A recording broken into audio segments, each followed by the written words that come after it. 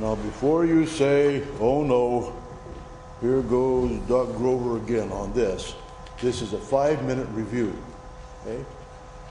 To see if going over these points briefly, you can understand the ways of my weird thinking.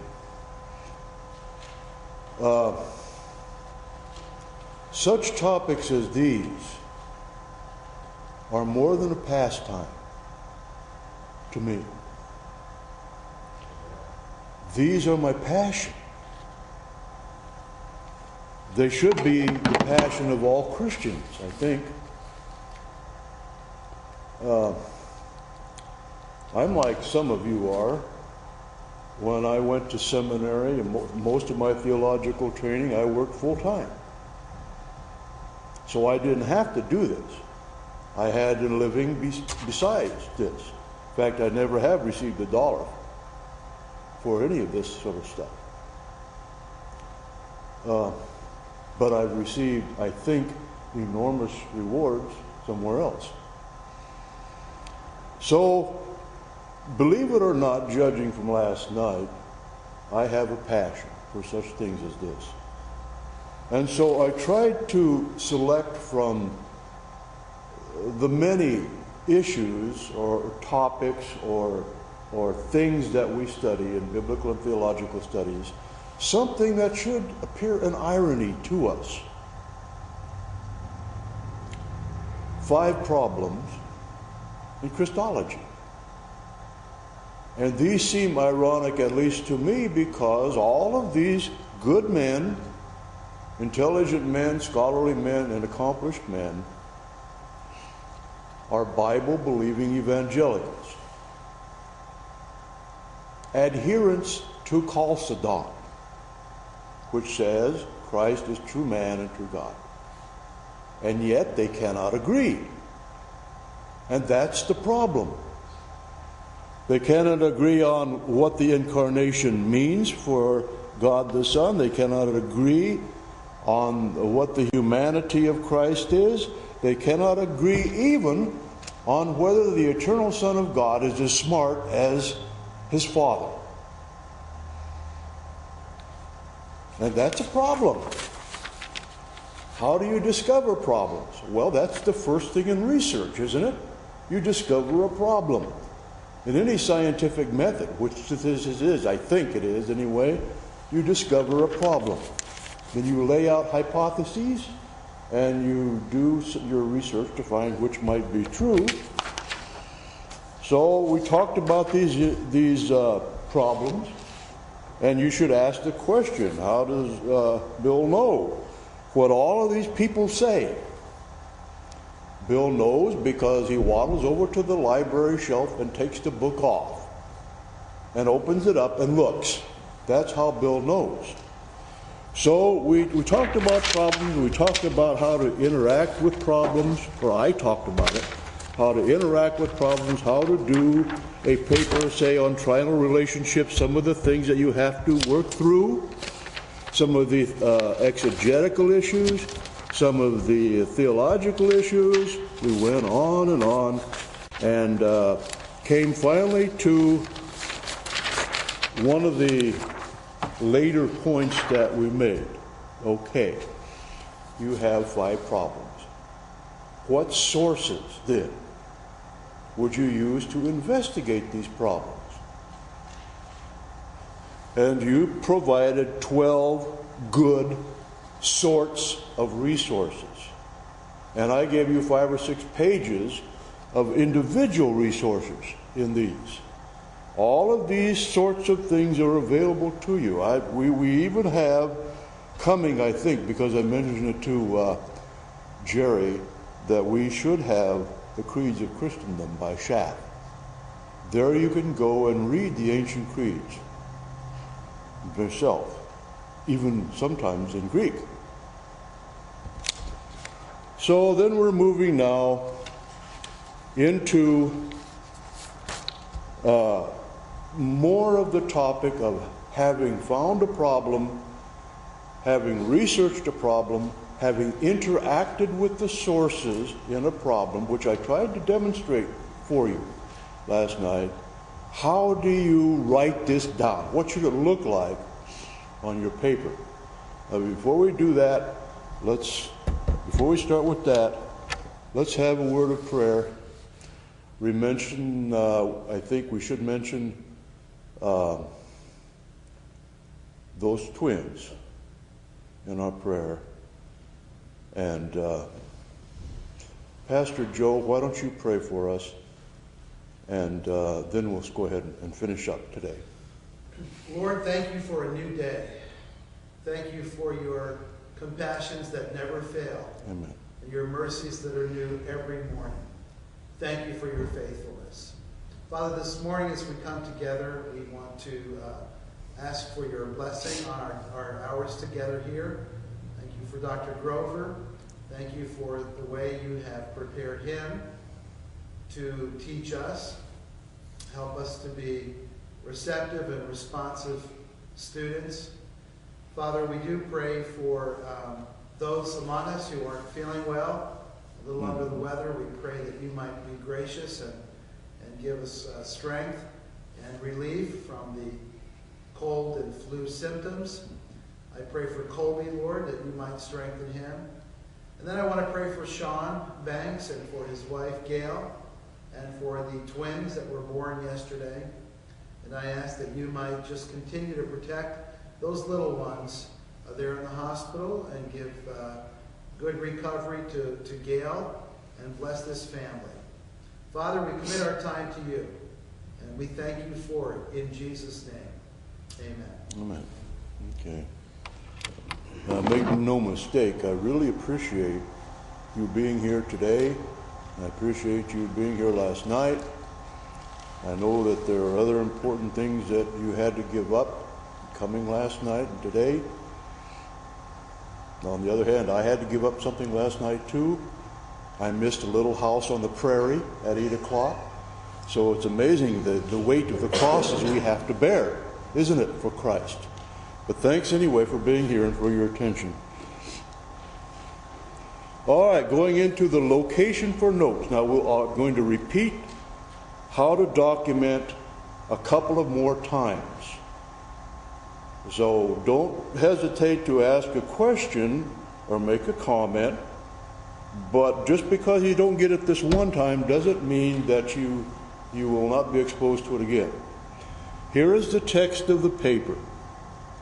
I'm suggesting to you, even though the Chicago style will allow having footnotes on the same page that you reference the sources, or at the end of the paper, or if it's a thesis or dissertation at the end of each chapter, or journal article like in JETS, it's at the end of a chapter usually, not on the page, as I recall. I urge you to put your footnotes on the same page that you reference the source. And remember, you have to give credit to your source whether or not you quote that source. If you get the idea only from a source, nevertheless you have to give credit for that idea. Even if you put it on your own words, even if you summarize it, you still have to give that source credit in your footnote. Now, the advantage of having your footnotes on the same page, from my perspective, is how unhandy it is to be reading something, a book, or even a paper of 20 pages, where the writer says something, gives a footnote, then you have to turn back and forth and shuffle the pages to the back to find it. Then, sure enough, 2 or 3 minutes later, there's another statement with a note in the text. And you turn back again. So better it is, I think, to have your footnotes on the same page at the bottom. And again, if the last footnote on that page, and by the way, you should think that in graduate theological writing, it is likely that each page will have several footnotes in it. I'm not saying that you can measure entirely the worth of a paper by the number of footnotes. That's not true. But it's also true, if you remember Slade's definition. A research paper is a paper based on research. And when you're researching something, you're going to document that research. So 3 or 4 notes at the bottom of each page is quite standard. And I was going to say that if you're having a footnote at the bottom of your paper, which you cannot fit in to that page, there's nothing wrong with running it into the next page. At the bottom, you wouldn't put the number, and you would begin at the left margin instead of indenting it like you do. So some reminders. Oh, this is for example, you have a 19 in your text, the 19 Wayne Grudem, Systematic Theology, parentheses, no comma after the title, parentheses, city of publication, publisher, date of publication, into parentheses, comma, page number. Now, if your very next footnote is the same thing, the same author, the same book, you don't have to repeat all of that. The way to do that, and let's say it's page 25, the way to do that is to say Grudem, comma, 25. And your reader will know. However, if you are referring to, in your paper, a couple of works by the same author, say Grudem in his Jets, no, I think it may be Trinity Journal, we'll see later because we'll look at that, where he extensively researches and reports his research on kephale, head, 11:3 of 1 Corinthians. So you have two in your paper, you may have 2 or 3 or 4 references to the same author but different works. In that case, you probably should say, in your second reference, subsequent reference, Grudem, comma, Systematic Theology, page number, to make sure your reader is not confused that maybe you mean Grudem, kephale in Jets. See what I'm saying? So here I could have Wayne Grudem for the footnote 19, Systematic Theology. I give the whole stuff there because that's my first reference to that source. Hereafter, I don't have to. I can get by either with the last name and page number or the last name, title of book, page number. I don't have to give the publisher. I don't have to give the date. Then I have, let's say, another reference here, 20. So my subsequent reference to the same author, same book, could be Grudem, Systematic Theology, 25. Indent the first line of footnotes, 8 single spaces. 8 spaces. Single space in footnotes, double space between footnotes. Superscript the number so that the number is halfway between the first letter of the sentence. Any questions on that? We'll hit it again, as I say. All right. I have a question. Yeah. I've noticed, like, in some journals, you have, like, that much text and that much footnote. Yeah. And then the next page is different. If you have 4 footnotes on a page, you've got to have at least down to number 4 started on that same page, even if it goes over. In other words, you can't just have 1, 2, and 3 and then put 4 over on the next page. No, you should do your word processing so that you can get at least some of all of the footnotes. And that's just a guideline, Pastor Joe, 3, 4 footnotes is pretty standard. And as you say, it's possible that on one page you are dealing with something that's really intricate, and you need a lot of documentation. So on one page, maybe you'll have 6 footnotes. Maybe the next page you'll have 1 or 2. It's not like your prof is going to look at your paper, aha, you only have 3 footnotes. Mark you down on that. The issue is not how many footnotes really. The issue is, have you interacted with the sources that you should interact with in your paper? Another question on formatting. Here you underline book titles. Yeah. What about article? We'll get to that next page. Okay. Good question. Next page. All right. This is right out of SBL. And let me make the admission that if at any time what I say is contrary to SBL, then SBL is wrong. No. Then you should go with SBL. Because that's the textbook for this sort of thing that the seminary requires. Now, I don't know if I ever gave you, and SBL is Chicago style. And I don't know if I ever gave you the history of the Chicago style, but in a nutshell, here it is. In 1930, did I give you the history? I don't think so yesterday. In 1930,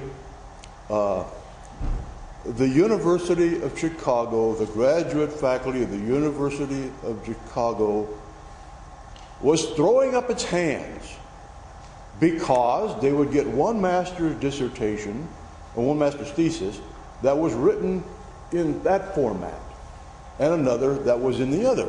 They would get one doctoral dissertation that was in this way and another that was in this way. So they went to Kate Turabian in 1930, who was the secretary for the graduate faculty, and they said, look, we want you to write up these criteria for graduate papers. And they gave her 2 pages. By 1937 about, if you look in our library, unless the one coming to sort out our library has thrown them away because they're so old, somewhere around 1937 you'll find about a 15 or 20 page book describing how to footnote, how to margin, how to indent, how to do your table of contents, how to do your bibliography, and so forth.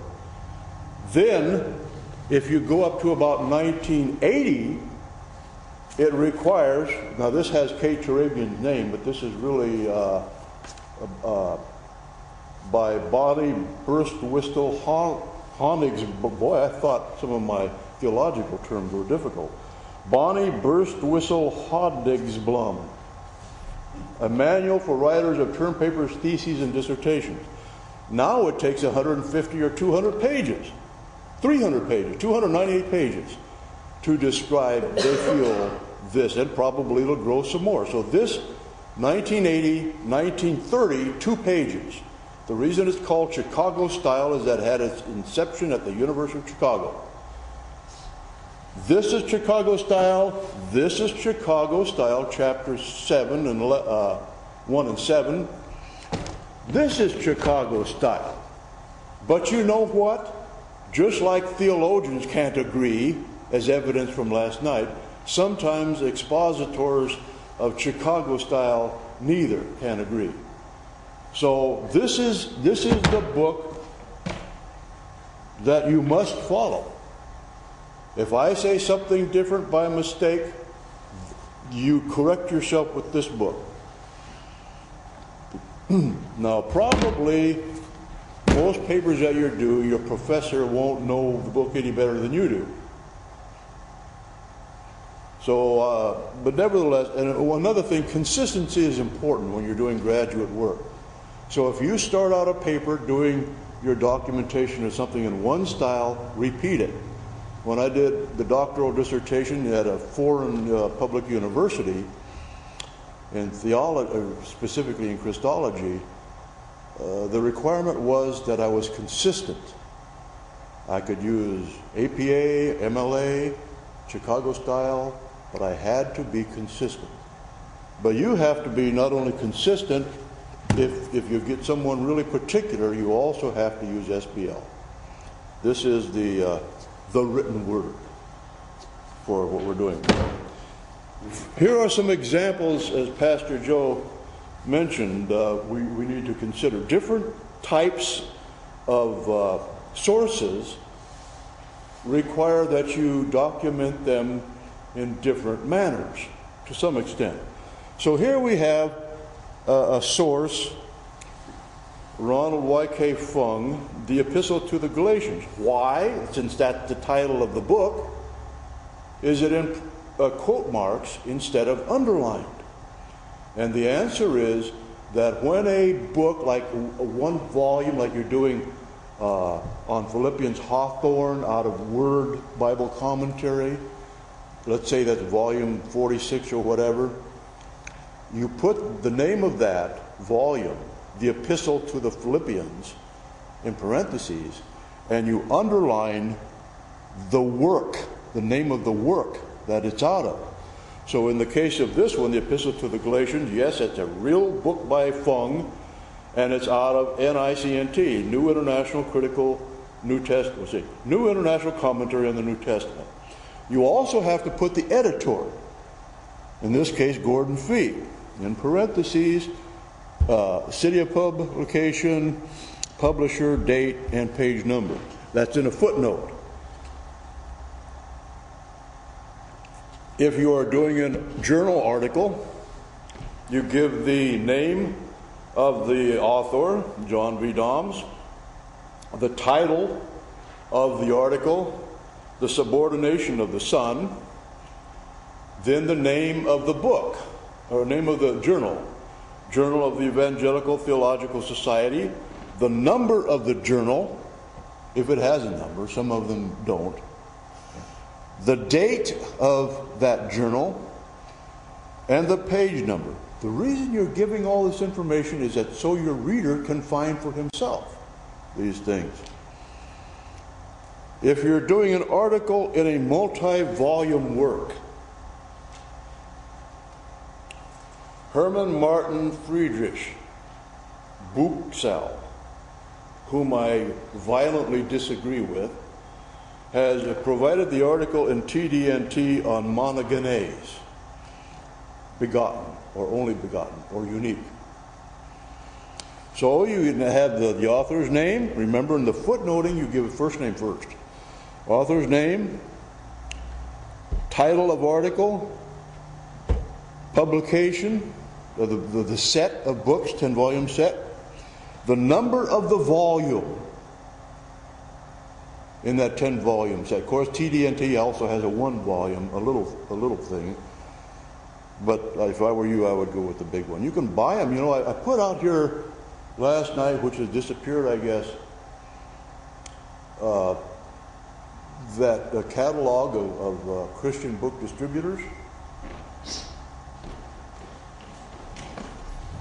don't see it, so I guess somebody took it. I put it here. Oh, there it is, yeah.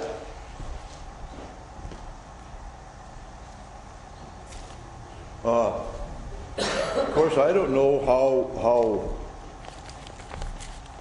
how much you folks want to buy stuff. If you buy it new, buy books new, then you might want to pay CBD $5 and get on their preferred mailing list. They have great bargains here. And this set, TDNT, has been down to like under $200, for example. That's a heck of a bargain, $20 a copy. Here is Barnes' Notes on the Old and New Testament, 14 volumes, $79.98. See? Then there are some more expensive ones too. Or if you're book shopping, go to used bookstores and pay a fraction of the new cost. If there's a book you want, like A.B. Bruce, The Humiliation of Christ, get on the web. Type in the name, and you'll get booksellers on the web. I have a question. Yeah. How come there's no date on that particular note that we just did? Everyone else, there's always a... On the multi-volume? Yeah. There should be a date. Yep. There should also be the editor. There should be parentheses. Well, that's the first mistake I've made this year. Should be parentheses, all right? TDNT, parentheses. Good catch, Joe. Parentheses, and in the parentheses, if I'm remembering rightly, probably I have it later. No, I think the editor would be here. Editor would be here, and then in the parentheses, city of publication, and editor, Ed D, period, comma, Kittle, or the other guy who edited it. I don't know, Kittle died or something, but then somebody else came along. And you know, if you're really going full bore on something like this, you give translator too. Probably your profs will be that demanding. So you're right, there should be that. Then a thesis or a dissertation, unpublished that is, Kenji Kitano, The Eternal Subordination to the Son, THM thesis, Trinity Evangelical Divinity School. That's an actual thesis. Wayne Grudem was the first reader for that. And Mr. Kitano got that in 91. I read that. Okay. Front matter. Title page. Remember that the title page should not be numbered. But it should count as a first page. So while you won't have a number on the title page, if you give a table of contents, that's going to be numbered either at the bottom, remember your 1-inch margin, centered, or at the top, remember your 1-inch margin, 1 inch from the top and 1 inch from the right margin. 2, but it's going to be Roman numeral 2 on your table of contents, because this counts as 1. So if you're writing a paper that has a title page, it has a table of contents page, and then it begins with your actual text. Your text is numbered 3, because the title is 1, the content is 2, small Roman numerals, and then the Arabic number 3 would appear on the first page. This is an example of how it might be done. The title should have all capitals. Then you would have who you're writing the paper to. Maybe you would name the school. Then you would have what course it's for. Then you would have your name and date. Dr. Grover, is that printed out somewhere? We have to write all that.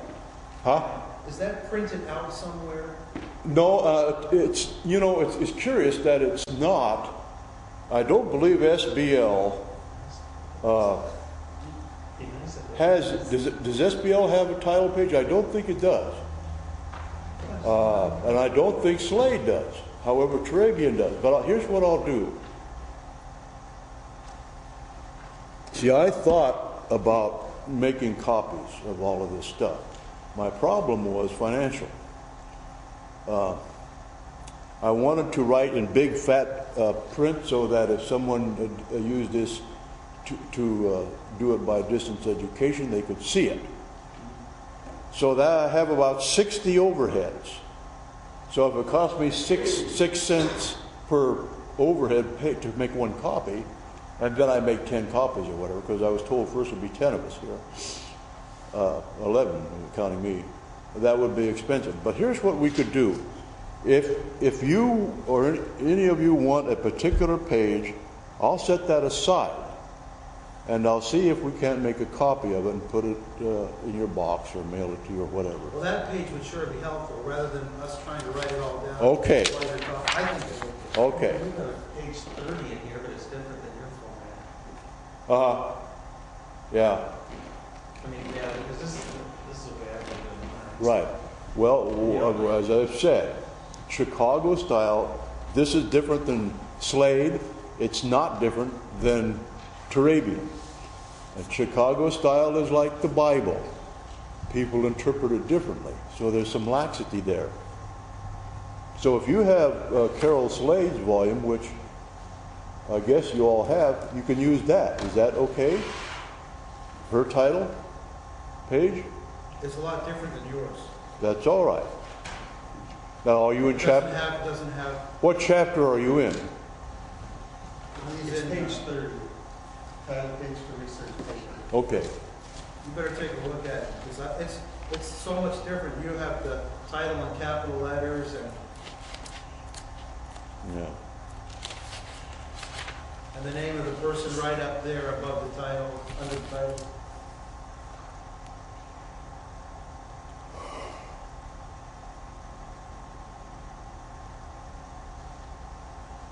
Well, I like mine better. I'll make a. That's no surprise. I'm so humble, aren't I? I'll make a copy of that. So then, either one is acceptable, or? Either, yeah. Unless something is in direct violation of a dictum in SBL, it's acceptable. Yes. And you have SBL too there. So Slade, as I said last night, was a required text last year at Faith in Tacoma. Now it's not. I don't know why it's not. If I were doing it, I would go with Turabian, but the virtue of SBL is that it's written for theological studies, whereas Turabian is generic. But I like Turabian quite a bit. Of course, maybe it's just because I know it. I'll put this aside and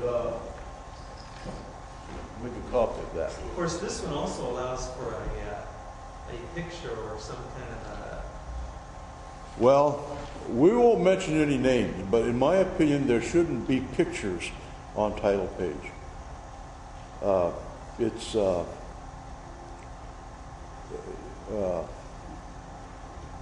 I think the word I would use is informal, too informal. But that's my opinion. Table of contents. Boy, I hope this agrees with somebody. This is how I would do a table of contents. I urge you, when you're doing it, and if you're doing a paper of, say, 10 or 15, 20 pages, you should have, in my opinion, a table of contents. And the reason is that we talked before about levels. The levels indicate the relationship of parts of a paper to other parts and to the whole. So I suggest that you indicate the levels in your paper by how you structure the table of contents. So we have a first level. I know it's a first level because it's clear to the left margin. Introduction. First level. If I had the conclusion here, first level. Then I have a second level. Now this is mainly for Jared, because he's doing this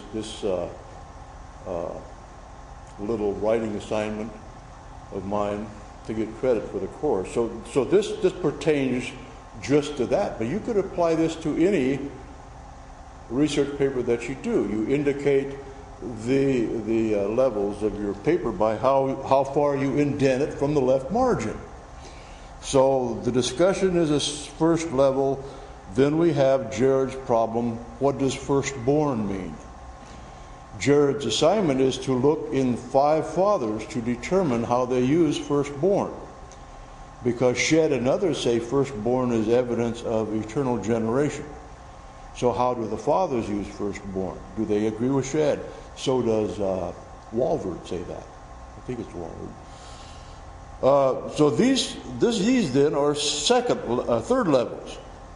Second level, third levels. I know that they're third levels because they're indented from the second level. Kephale is the second level.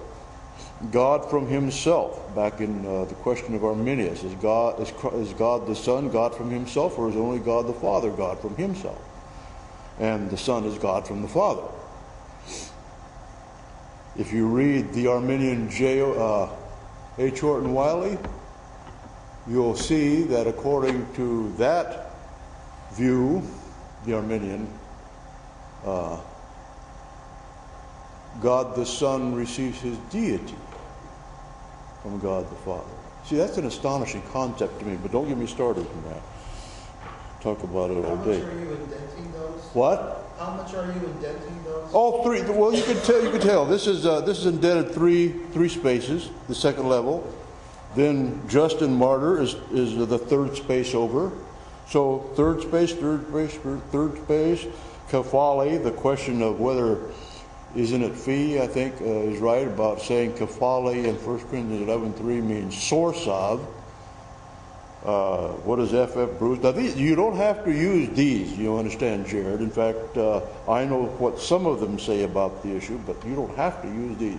You're free to look up whatever source you want to look at. Then under kephale, we have 5 third levels. Here's the next second level, God from himself, and under that we have 5 third levels. And then, and I'm going to show you how to do this, because I'm going to have you outline for me a paper on the deity of Christ. So you'll see how that's done, I hope. And then John 15:26 is the 4th. Remember, you only have to do 3 of these. Is the 4th of the second levels, and under him would be 5 third levels. You may have a page in the front matter too. Remember, we're talking about front matter. Title page, table of contents. You may have a page of abbreviations. If you choose to abbreviate at all in your text and your footnoting, then you should tell your reader what abbreviations you're going to use. Everybody does that. If you will read a very technical book in theology, nevertheless, like Grillmeyer's Christ and Christian Tradition. Grillmeyer is a Roman Catholic, but it's an excellent series, particularly the first volume. Has pages, page after page of abbreviations. Remember that you cannot abbreviate in your bibliography. You can abbreviate in the text of your paper. You can abbreviate in the footnote of your paper, your documentation. You cannot in your bibliography. You have to write out the whole thing, whole title. So this would be that lexicon. This would be that lexicon. This would be a commentary, expository Bible commentary. This would be the abbreviation for a and SBL has a bunch of these. Look at page 68 and follow. And if the one that you are using isn't there, then make up one that's logical. So if I had something like Harvard Theological Journal or Harvard Journal of Theology or something like that, it could be HTJ, maybe. Harvard Theological, yeah. So maybe you already said this and I missed it, but so if it's something that's well known, like they have BC in here, Yeah. you would still define that in your abbreviations if it Yes. use BC? You're still to define it over here, yes. Okay.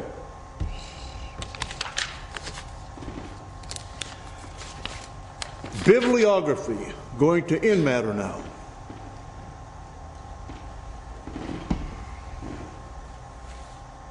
You can look at page 46 and following on SBL. Works cited. I suggest that instead of using the title bibliography, you use works cited. That specifies what it is that you have there. Because in some of your courses, I'm aware that one of the assignments might be create a bibliography. I don't know really how much value that is doing, because all you have to do is to look at the back of a work in systematic theology, and there you are. You've got one well already made for you. But by saying works cited, what you're insisting on is that if you list a source here, that means you have used that source in your paper.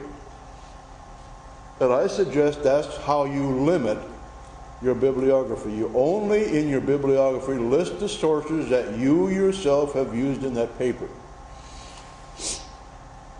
So if you're doing in your bibliography, and in my opinion, the bibliography should be single-spaced. The individual source should be single-spaced with double space between each entry. Remember that in bibliography, you have the first line at your margin. Subsequent lines are indented. That is, subsequent lines of that entry are indented. In my opinion, they should be indented 5 spaces. So here we have an article in a multi-volume set. Alden, last name first. Robert L. Yahid. Yahid is the only Hebrew word that is translated what in the Septuagint? You should know it because only the author, only John of the New Testament writers uses that adjective for Christ. Only John. The synoptics call Christ agapetos, as does Peter. Only John calls Christ monogenes. Only John.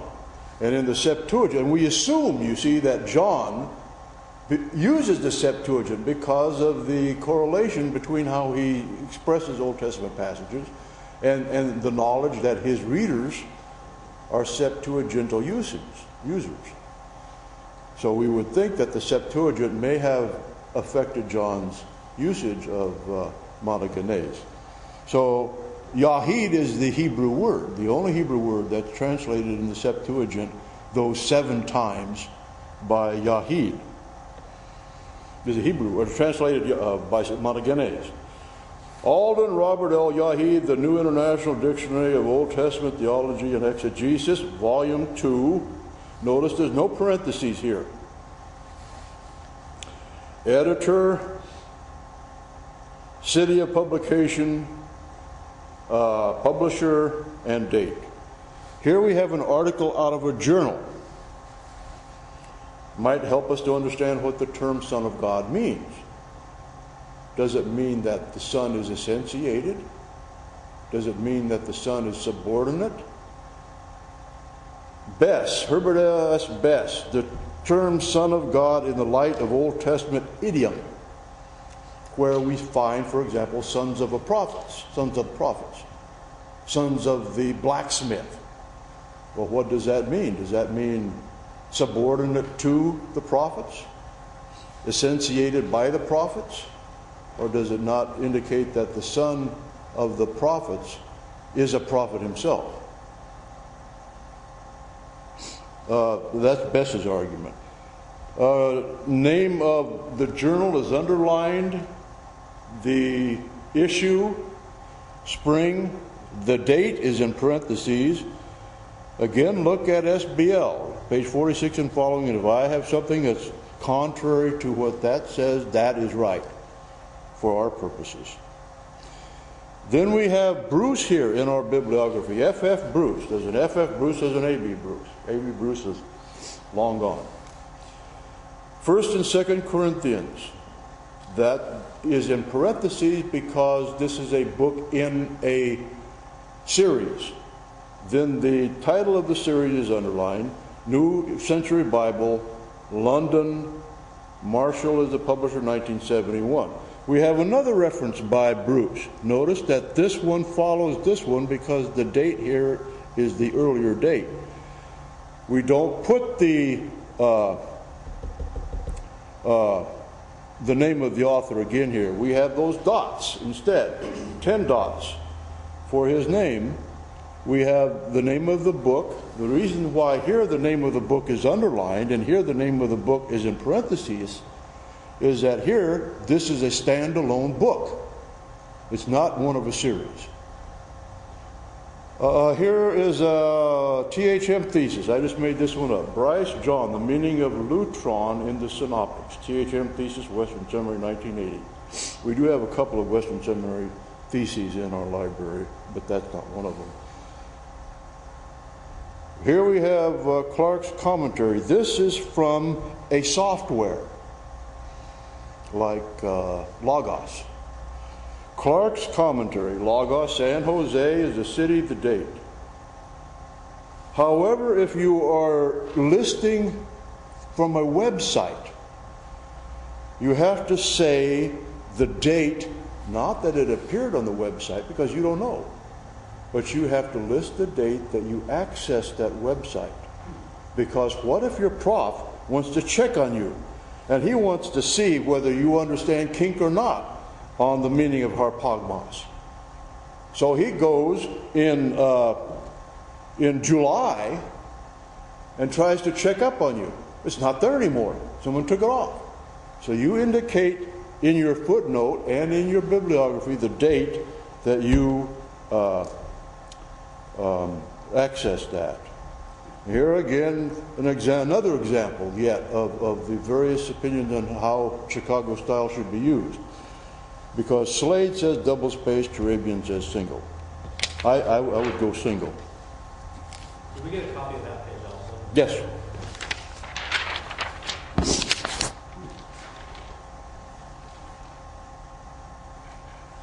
All right.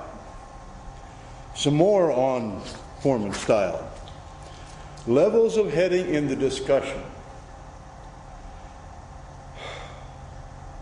I urge you to use these. I know it's complex, and I don't expect we'll all, in the few papers that we'll write in our seminary experience, we'll master everything.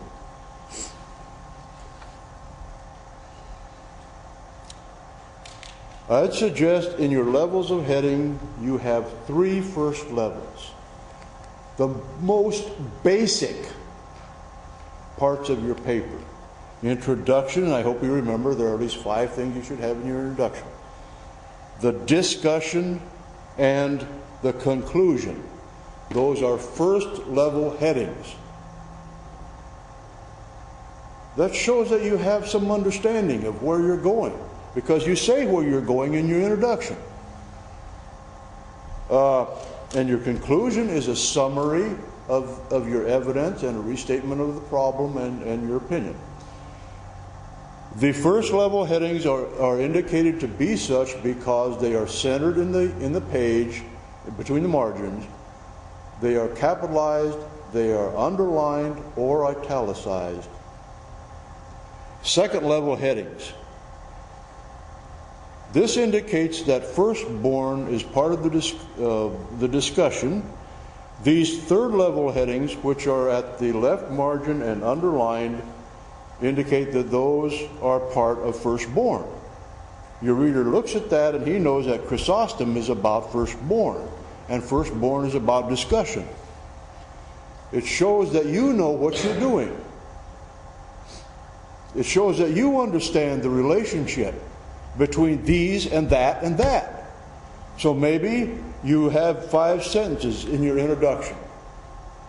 Background, problem or question, views, importance, your opinion.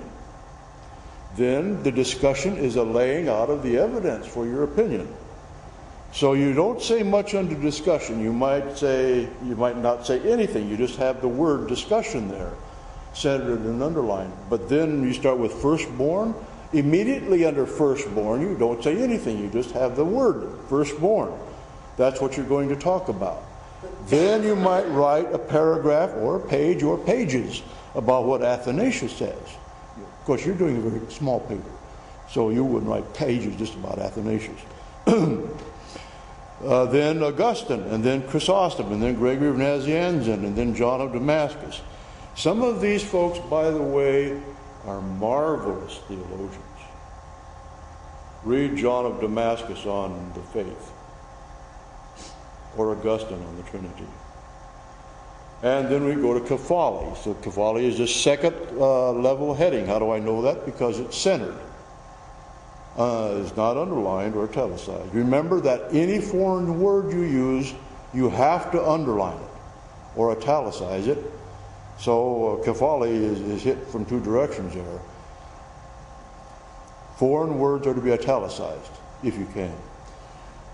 Then we have third level, and then second level, then third level. All right, now we're moving into the introduction, how to write an introduction. I'm going to give you my example, and then I want you to compose one which I will write on the overhead. Buswell and Hodge on Christ's humanity. That's the title of the paper. Remember that the title of your paper should not predict that you're going to say more than you're going to say. You should narrow the topic, and your thesis statement should be narrow.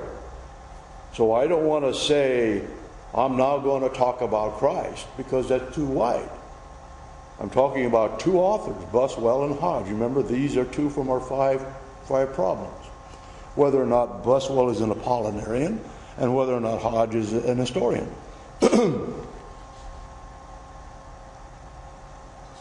So this is the introduction. And in this introduction, I think I'm doing 5 things. Background, problem or question, importance, views, and my opinion. The gospel itself is founded on the incarnation. You see, that's why it's so important that we understand Christology. Now, this is written for the class TH 5312, so I'm showing the relevance of it here. And TH 5312, Trinitarianism, defines that cardinal doctrine. Yet theologians cannot agree. Now, what am I doing? I'm setting up for the reader. I'm telling the reader what I'm going to write about. I'm preparing him for what follows in the discussion. Yet theologians cannot agree on the humanity of Christ. Buswell says that Christ's humanity is a collection of human qualities which are controlled by the mind and will of the divine soul of the Son made human. And I hope you see the enormity of the problems that come from that statement. Controlled by the mind and will of the divine soul of the Son. So who resisted temptation? God. What example is that? What virtue in obedience is that if God did it? But anyway, I'm getting distracted again. In contradiction to the belief, in contradiction to that belief, in contradiction to that belief, Charles Hodge teaches that the humanity of Christ is an entity distinct from the divine nature. Remember, not distinct from the person. Because we have human nature and divine nature, and indeed every act and every experience and thought and will can be attributed to the one person, in Hodge's mind and in Calvin's mind, but not to both natures. So some things are experienced by that nature, and that's the teaching of Chalcedon and Constantinople, that each nature has its own energy.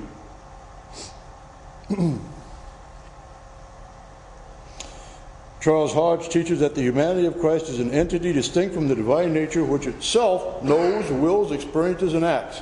Footnote up here about Buswell, and a note here about Hodge.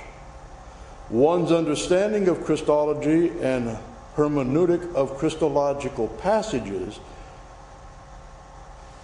pivots, that's right, because there's two, pivot on one's interpretation of Christ's humanity. The writer, here comes the thesis statement or the opinion.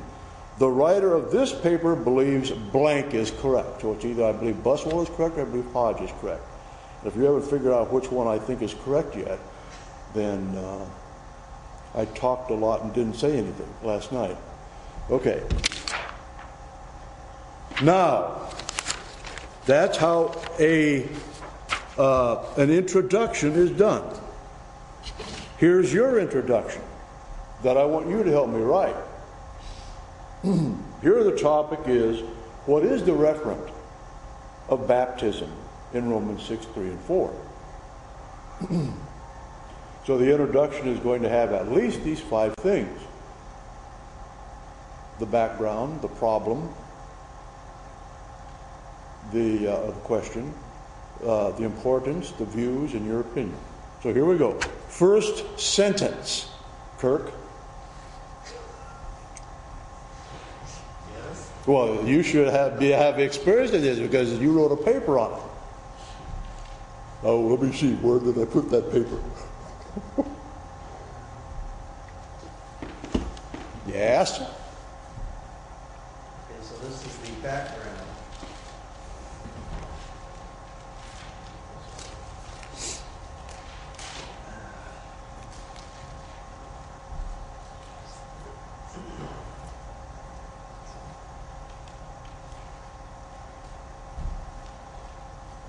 Doesn't it do something to your ego to know that possibly watching this, which will be a DVD, are hundreds and thousands of students who are quickly writing down the whole introduction here? I'm just teasing you. Okay. You want somebody to help you? Sure. Jared, you give us the first sentence. I have no clue.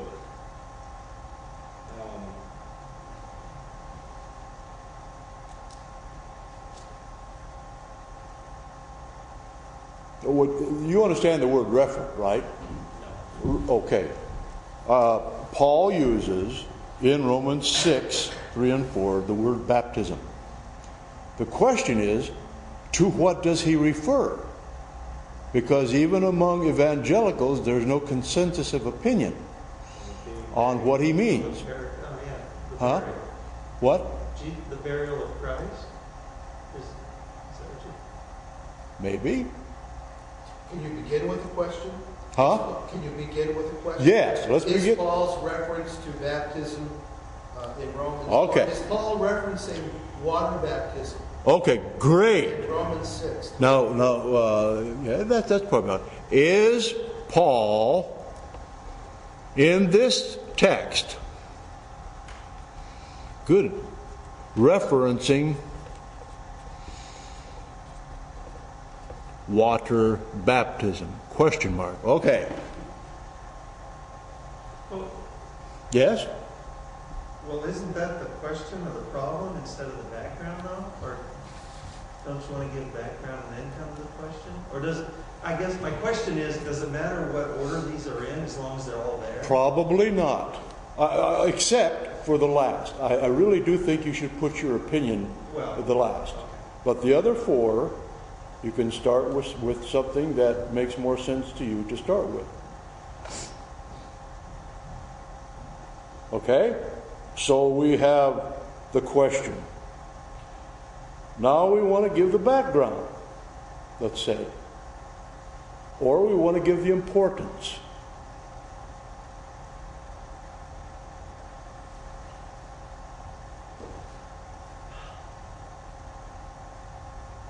Are we all Baptists here?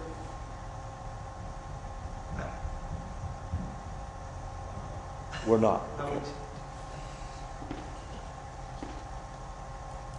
We're changing the name of our church, so I'm just kidding. This is a Baptist. Okay, what do we write next? Is Paul in this text referencing water baptism? What's next? The correlation between the...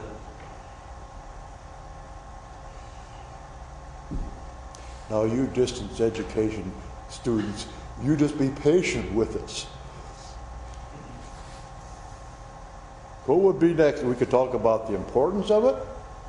The reason I asked if we're Baptists is most Baptists think there's some importance connected to it. Most denominations do. But if we're talking about background, not all do they?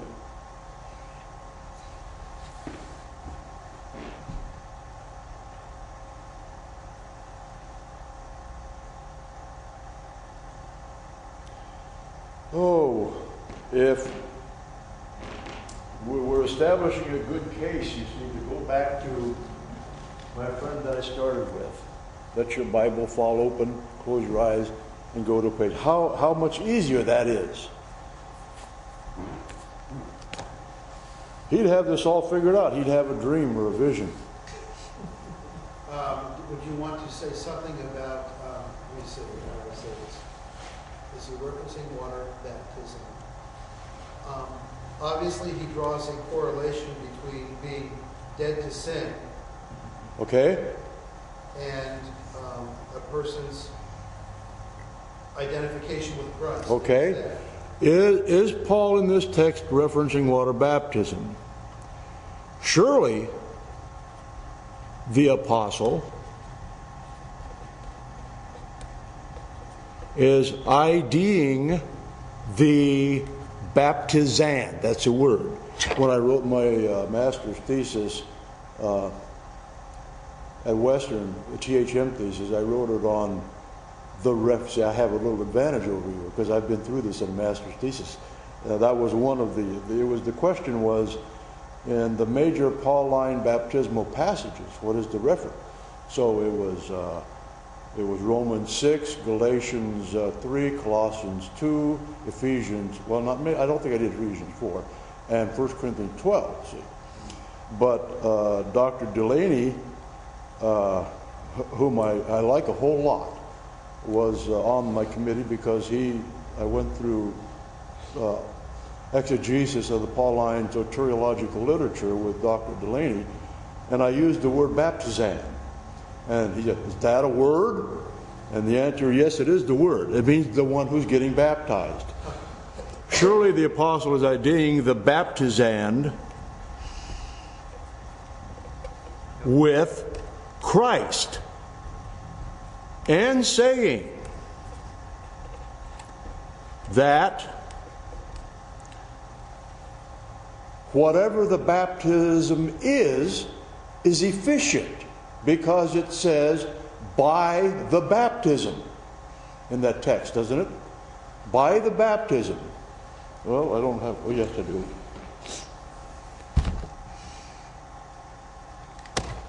Yep.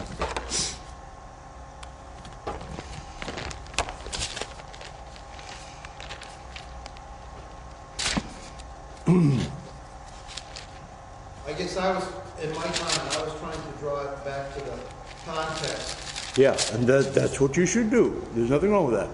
Therefore we have been buried with him through the baptism. So the baptism is efficient in this. Maybe only metaphorically, but it says dia baptizein or whatever. I think dia is the preposition. They're saying that the baptizan, the apostle is identifying the baptizan with Christ and saying that the baptism is efficient or whatever. Maybe only metaphorically, because some people will say that the baptism stands for something. Huh? Would you clarify that though, metaphorically? I mean, would you just leave it at that? You could. Now we're going into the background. See, Kirk? We're starting our background, aren't we? Because this phrase, the baptism is efficient, clause is efficient, creates all sorts of problems. And those problems are the reason for the divergent opinions on Romans 6, 3, and 4. Now, maybe you don't know the various opinions. So this is where you would put those various opinions? No, yes, because we're giving the views. But that opens up that... Oh, you see what you're worried about is how much do I have to write, right? Well, how much I want to reveal and how many rabbit trails I want to follow instead of staying on topic. Oh, that, in my opinion, is topic. Okay. Because you're preparing your writer for what you're going to say. Now, here you have a choice in your introduction. You can say, before you're done, I am going to talk about what the Baptists, what the conservative Baptists think this text means. But I guess what I'm thinking is if you allude to those other views and you just say, I'm going to say what the Baptist thinks, you leave your reader wondering what these other folks think. That's right. Why the Baptist way is the true way. That's right. So okay. you're between a rock and a hard place. We've had this discussion before, haven't we? Right. how do you do justice to the topic? So you have to answer the question, is the topic really to say what others think is important about baptism, or is the purpose of the paper to say what I think is important? But just to elucidate you a little bit on what others say, because it says through the baptism or by the baptism, many think that the referent is not water baptism at all. So you say some. Now you don't have to mention names yet. This is the door opening to what comes in your discussion. Some say the referent is not water baptism. So now you could mention names here, but not interact with their reasoning in your introduction. Yeah? Well, if you wanted to evaluate this conservative Baptist position, your next sentence could be, you could say, some say the reference is not water baptism. Most conservative Baptists believe that it is. Yes. And yes. the purpose of this paper is to Excellent. evaluate. Exactly right. The purpose of this paper is to describe. I wouldn't say evaluate, because as soon as you say evaluate, Joe, you have to use the other views, bring the other views up to show the relationship between, if you're going to evaluate the position of the CB on it, then you have to say what are the arguments of these other opinions. If you're going to just, but you could say the purpose of this paper is to explain the CB position. So that there's to where are you seeing why the introduction is so important? The introduction is so important because not only does it tell your reader, your prof, what you're going to do, it tells you what you're going to do. See? You follow the introduction. The introduction points. Go there. That's what the introduction does. So I think you're getting. I think you've probably just about done enough on this. I hope that you're starting to see the examples here. The examples are applicable to just about anything that you're doing in a research paper. The various views, of course, on that text are the views of the holiness writers like H. Horton Wiley, who say that cannot refer to water baptism, because it rather refers to spirit baptism, and spirit baptism is the removal of the sin principle, a work of second grace work, which some Christians experience. Then you have some dispensationalists who say this cannot, like Baker, Charles Baker, in his book Dispensational Theology, who say that passage cannot refer to water baptism because Paul didn't believe in water baptism after a certain point.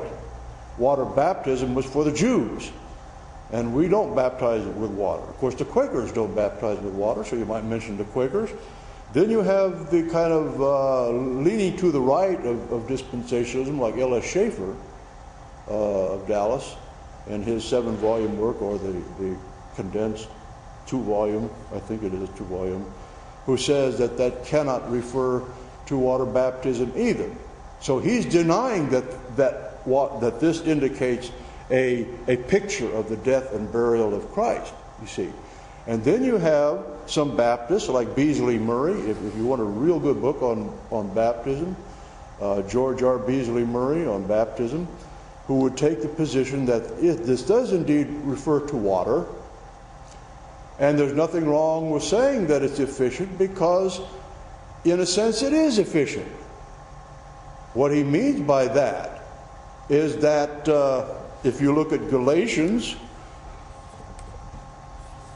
3:26 and 27, you have Paul saying something like, sons of God, he'll say sons of God,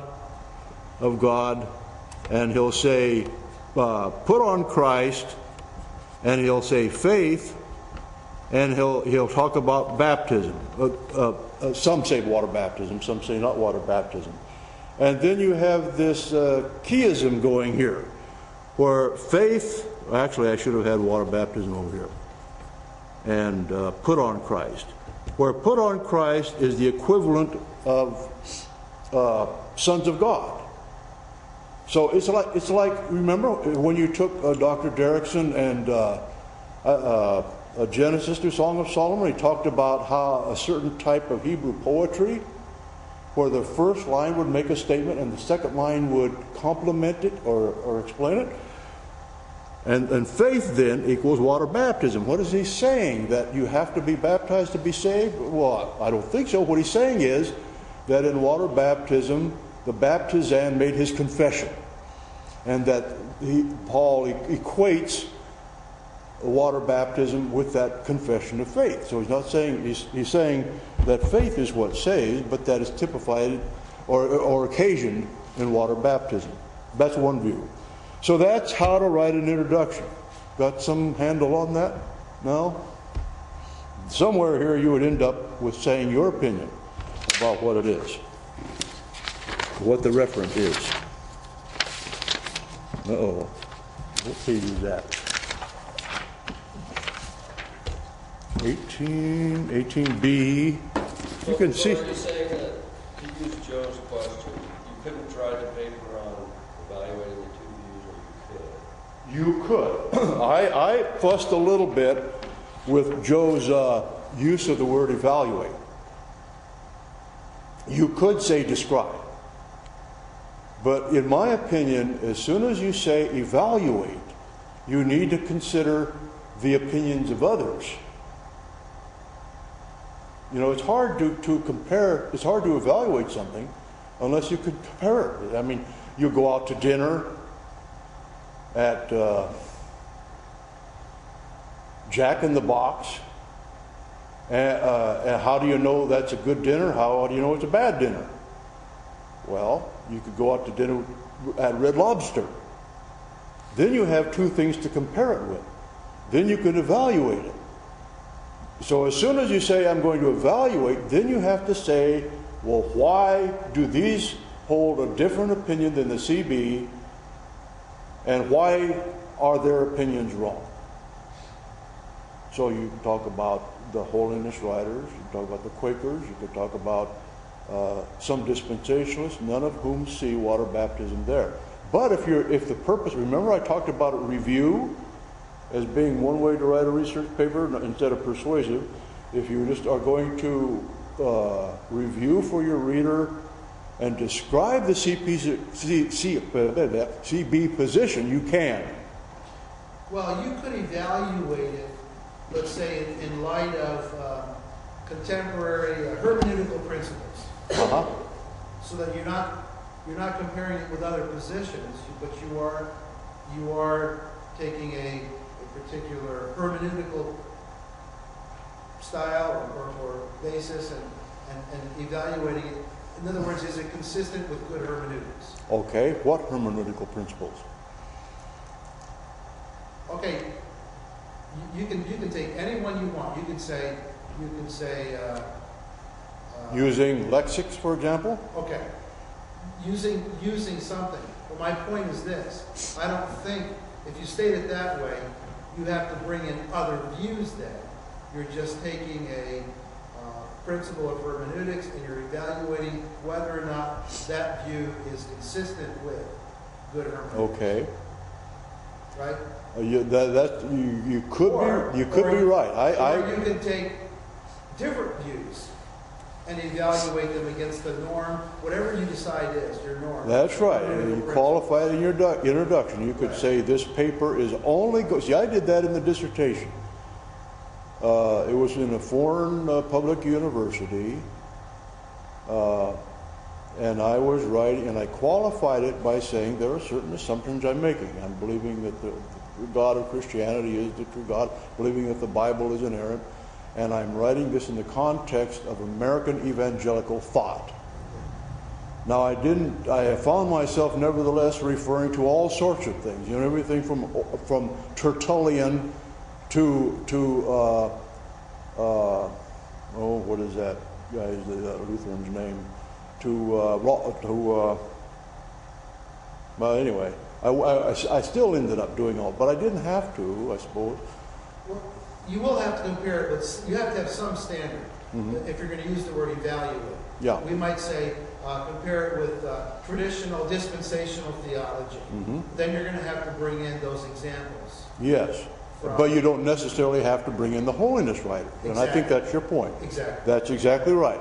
You can say what you're going to do in the introduction, and then your professor, if you are clear about what you're going to do, has no right saying, oh yeah, but you didn't talk about these guys, because you said at the beginning, you said what you were going to limit yourself to. That's right.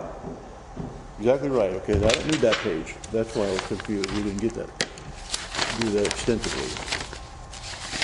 So in my paper, that's one of the areas I went wrong in, that in the body of it, I took those 4 different views instead of putting that in the introduction, saying I'm going to limit this to those 4 views. I faulted you for making the statement something along the lines, I think it was Kurt, evangelicals agree that this refers to water baptism or something like that, I think, as I recall. And I said, oh yeah, but that's not true, because L.S. Schaefer in our library doesn't agree that that's water baptism. And of course your response was, well, I didn't know what L.S. Schaefer said. And that's one of the things I'm trying to show you here, that if your introduction is too wide, then you're open for criticism in that. And I'm trying to show you also how to find out what these people say and how to interact with them. Now there follows 4 quick examples, and I think we better take our break now. There follows 5 quick examples of outlines for a paper in praxis or practical theology is one, and then in biblical theology, and then in systematic theology, and then historical theology, those 4, which we'll go through fairly quickly, but we'll take a 10-minute break now. Yeah. Let me copy these for you. I'll use my account. Oh, all right. Well, why don't you wait till we're done? Because I got to run at 12. Okay. So I'll go ahead and do these Okay. guys now. Sure. You making a bunch of copies on those, Joe? I'll make 10 copies. Oh, Lord.